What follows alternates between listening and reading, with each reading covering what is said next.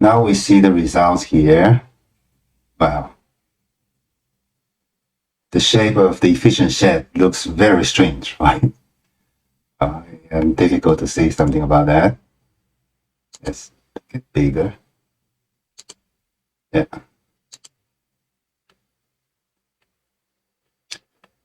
Previously, when we define the portfolio, we can have our portfolio names here. Okay. We define the market, and our market is China. We are using Shanghai Composite Index. Here we can define our portfolio name. It could be either my portfolio or anything, but I don't suggest to be Chinese characters because Python does not support Chinese characters very well. Sometimes you may have very strange results because we are not Python guru yet. If you are Python guru, of course you can use Chinese characters and make everything well, but for Python beginners, sometimes it causes problem for you. For example, you can even use names such as my001 or my version about portfolios, blah, blah, anything you can use.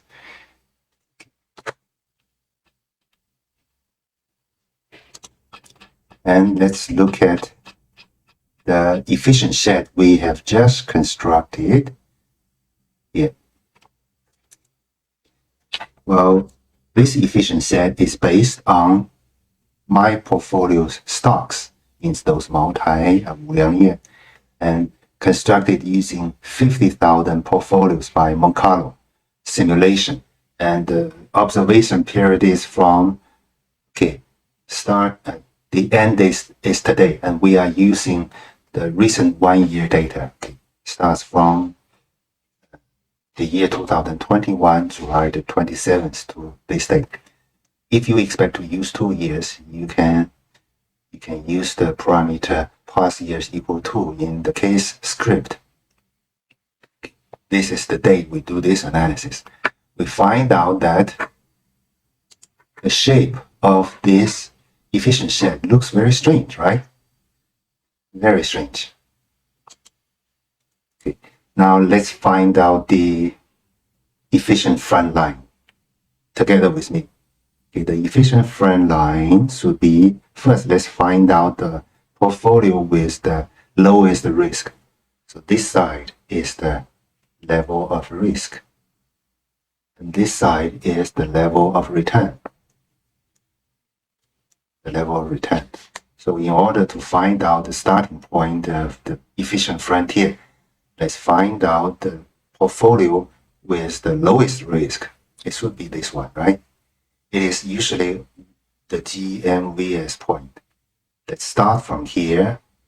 These are the efficient frontier. Here we have. Yeah, if we have more portfolios in Mengchu simulations, the efficient frontier will be more smooth. Okay, this is the efficient frontier, right?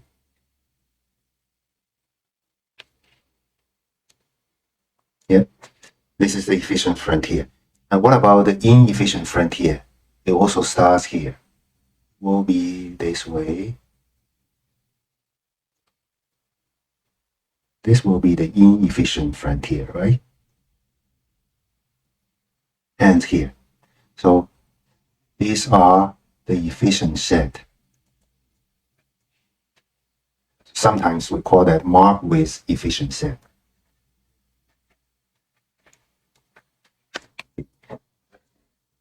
This is the efficient frontier. And this is the color bar to show Sharpe ratio. We still follow the rules that the greener the color, the higher the Sharpe ratio. So from this, we can find out that this part, we have higher Sharpe ratio, right? This part. And this part, we have lower Sharpe ratio. Lower Sharpe ratio. And this part are in the middle. So this is a very useful visual method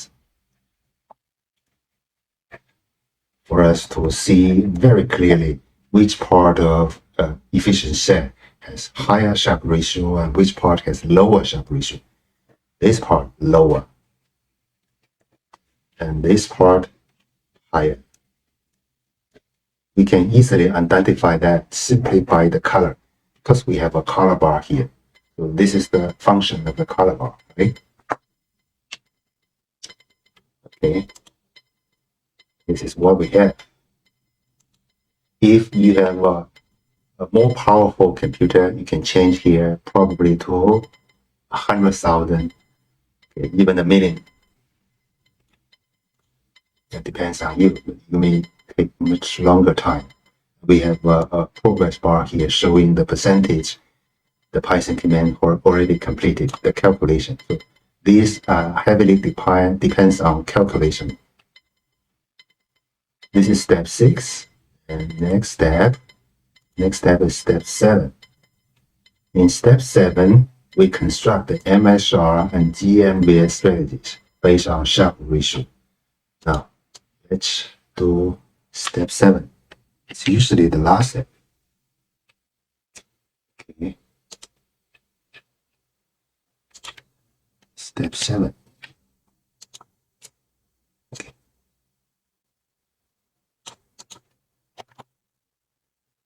Step 7 will also take a very long time because we have to do the simulation again. The reason why we do the Monte Carlo simulation again, because the step 7 is designed in such kind of situations. Even we do not do step 6, we can go directly to step 7, right?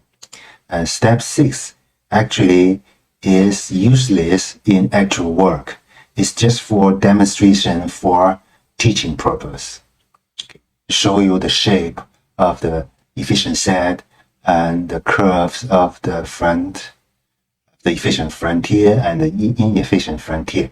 But actually, those information already stored in the Python command, the Python variable here. So step 6, again, is just for demonstration purposes. We can skip step 6 and go to step 7 directly in actual work. But in order for our homework, I strongly recommend you to do step 6 as well, because you have a better understanding about what efficient set looks like and what efficient frontier looks like. Now, we have finished 40% of the calculation, right? If we have more simulations, we will spend more time here. Okay, let's wait.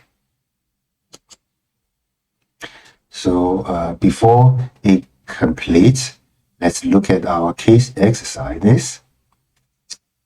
Our exercise this time, we expect to construct a portfolio of the top gun stocks in one of the following industries in China, or other industries you are interested in, or some industry in other country or regions, using the MSR and GMVS strategy, and compare and comment on these portfolios.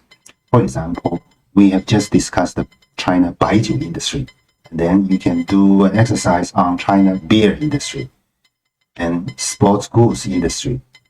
Okay, we know that we have lots of famous brands in sports goods, such as we have Nike, and we have Adidas. Of course, this time we expect to choose those sports goods brands made in China. And then we can do a portfolio analysis on real estate industry, banking industry, and then civil aviation industry. We have Air China, and we have China Eastern Airlines, we have China Southern Airlines, we have some other airlines, private airlines as well, such as the Chunqiu Airlines. Private airlines. And then we can also have garment and clothes industry. We have logistics and transportation industry, such as we have Sun Feng, right? And securities and brokering industries. we have architectural and engineering industry, and we have home electric appliance industry, lots of industries. Okay, you can select the industry you are really interested in. Well, the homework here would be a little bit complicated because unlike the case exercises in other 4 modules, the exercise case in module 5, we need more than 1 step Python command to complete on that. And this is our module homework for module 5. Well, it is a little bit challenging. It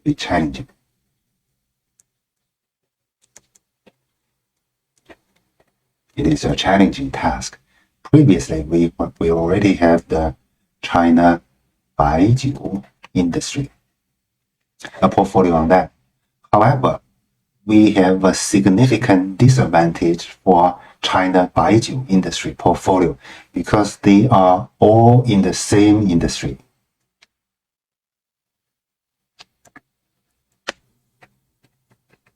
If the whole industry goes down, there is a systematic risk here, and we cannot avoid, we cannot offset, we cannot do hedging, right? If the whole industry goes up, of course, that would be better for this portfolio. However, the purpose we construct portfolio is try to suppress risk by offsetting the adversely going price movements. If the whole industry goes down, the Baijiu industry goes down, I believe all the stock price in this industry will go down in different extent. So it's usually a good idea to choose all the portfolio members within one industry. Now, our module homework this time, we try to do a hybrid portfolio. In this hybrid portfolio, we try to blend beer stocks into the Baijiu industry. Because this is Baijiu industry, if someone does not like Baijiu, he or she may still drink some beers, right? I believe most of the females here have never drink Baijiu before, but some of you may have the experience to drink beer, right? So we can blend beer stock into the Baijiu portfolio to offset the risk in Baijiu stock. Of course, we can also blend other stocks into the Baijiu industry portfolio, such as drink stocks. Right? Okay, for example, in a banquet, someone say, okay, because of some reasons, I'm not able to drink Baijiu, but I can drink water. I can drink soft drinks or even beers. So in this sense, beer stocks or drink stocks can somewhat offset the risk of Baijiu stocks, I believe. Of course, you can change for other industries.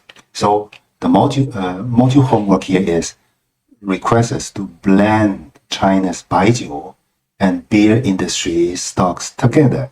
And then we observe the implications of diversified stocks in the portfolio, if we have. If you cannot find too much diversified stocks, you can change our ideas and try to explain the changes versus the portfolios of Baijiu industry and beer industry respectively. Are there any hedging effects on risks between the Baijiu and beer stocks? So these are the questions to you. You find out the hedging effects. Now let's see if we have finished that. Okay, yes, we have finished. It takes time, right? Now let's find out the MSR points and the GMVS point. So just as our previous expectations, this one is the GMVS point, the point with least risk in the efficient set. But this time our MSR points with the highest Sharpe ratio is here rather than upper rightmost. These are upper right most points. This time is here. because we can check this by the green color, right? Okay, this is the MSR point, and this is the GMVS point. This means this point we will have the highest Sharpe ratio. In other words, we will have the highest return to risk performance ratio. Let's look at the detailed numbers here. What is the detailed numbers? Yeah, we have the detailed numbers here. Now, we are very interested in the proportions of the MSR portfolio. Which stock do we hold most? This time, situation gets different. Now, for the MSR strategy, the strategy suggests us to hold 泸州老窖 for 30.69%. Wow. This is called the heavy holding stock. And then 吴景贡 this time 26.52%. After that, 茅台 22.61%. Mao Tai still worthwhile for us to invest, right? And then 口之窖 only 6.4%. 酒鬼酒 4.73%. And 五粮液 this time it lose its values by only 4.41%, and 水井坊 less than 1%, 山西汾酒 less than 1%. So actually, in order to further optimize your investment portfolio, you can simply remove these two stocks from your investment portfolios. Probably you can have a better Sharpe ratio. Okay, then if the investor is extremely conservative, we can recommend them buy GMVS strategies. So in GMVS strategies, which one do we hold most? 茅台 41.38%. Okay, that means 茅台this time is less risky. Right? And 口之窖 24.1%. And then 吴景贡 20.35%. Okay, and so on. Then let's look at the comparison between them. Okay, in order to look at this, we need to shrink our web page.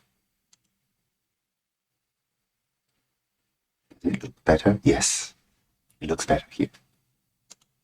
Now, we have the portfolio here, and we have the MSR, GMVS, my portfolio, OM cap, and equal weights. This time we find something very interesting. So in terms of return, who has the highest return? MSR. In terms of, GMVS has the second highest return, while it has the lowest level of risk. Wow, this is very, very interesting, right? It's difficult for us to choose, right? If we choose MSR, it has the highest return but the highest risk. If we choose GMVS, it has the lowest risk but the second highest return. Okay, for conservative investors, this is the best choice, right? This is the best choice for conservative investors. Best for conservative investors. Of course, still MSR strategy is best for aggressive investors as well. For aggressive. And well, both MSR and GMVS is better than our original portfolio here, right? So this time means our optimization is very successful. Very successful, right? Especially our GMVS strategy compared to our original portfolio, we lower down the risk and we escalate the return. Well, it's best of the best, right? Then let's have a comparison. We still use our original portfolio as the base for comparison. let's look at this one. First, let's look at the MSR. Compared to the base MSR strategy, escalate risk by 8.8%. However, it escalate return by 953%. Oh. And then let's look at GMVS. Compared to the base or the original portfolio, it lowered down risk by 1.9%. And it escalate return by 322%. Wow, it's best of the best, right? I believe most of the people like me will choose this one. This time, maybe still someone choose this one because compared to this, it's three times this on this, right? Well, the other strategies such as OM cap, EQ, well, that's not good because compared to base, they escalate the level risk but lower down the level return. Wow, it's not good. It's worst of the worst, right? Then let's look at the real performance here. We have the curves. Now let's look at these curves.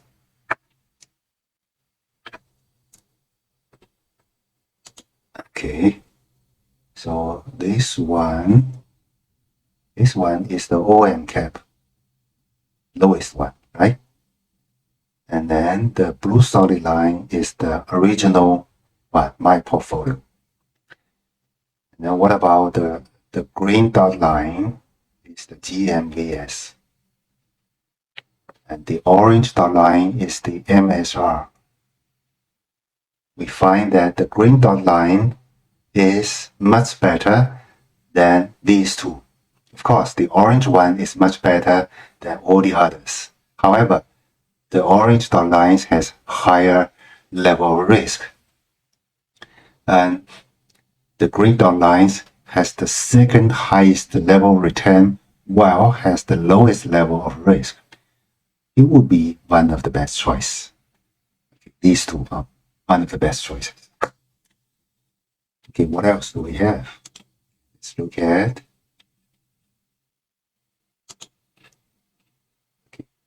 these are the comparison tables. Okay, look at these. These are relative comparisons, not by minus, but by the new one. The calculation here is new one minus old one divided by old one, by this way. Okay, so these are the case studies we have done. Yeah. So this is the end of module 5. And this is also the end of our courses this year. Let's have a quick summary on this course. Course summary.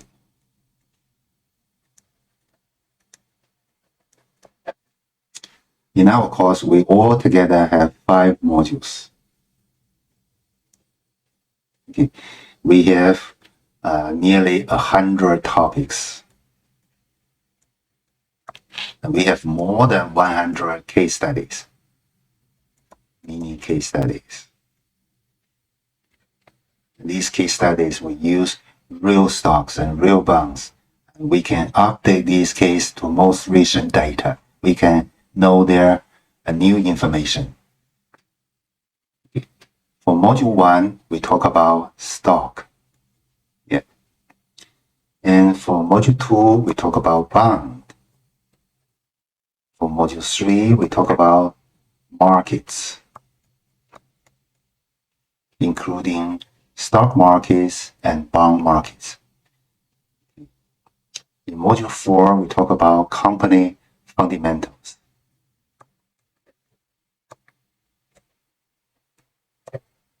And in module 5, we talk about investment portfolios.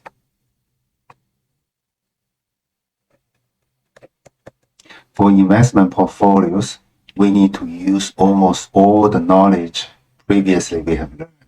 We need the knowledge about markets, we need the knowledge about stocks, and we also need the knowledge about the company fundamentals. Okay. For company fundamentals, of course, we have much topics, but we have limited numbers of course time. So we have simplified our slides. Well, in the meantime, we also provide the full version of the slides for Module 4, provided you need them. Okay. And the feature of this course is we have lots of case studies, right? And these case studies are real cases. Another feature is we can replay these cases. And we can change the cases. Either we can change the code of the securities, or we can change the measurements of the analysis, or we can change the period of date. So we can change either the code of the securities or the measurements of the securities. Or we can change the periods or the analysis. So in these three dimensions, we can recreate all the cases we have used in this course, right? And we can combine these cases together in order to have a comprehensive analysis. Comprehensive analysis. Yeah. So this is a very brief summary on what we have learned in this course. About our course project team, about our teamwork, I will send a document on that right after our course. And the deadline, probably you are very interested, is the next Friday. Yeah. So you will have enough time to do the job. You can form your team by your respective interests. And I suggest every team we have 4 to 6 people. Yeah. Okay. I have very detailed explanations in the documents about the teamwork. I'll send it after a while to all of you. Okay. This is the very end of the course. I would like to thank you very much for your cooperations. Thank you for your interest to join this course. Okay. It's time for us to say farewell. Goodbye and good luck to all of you. Thank you.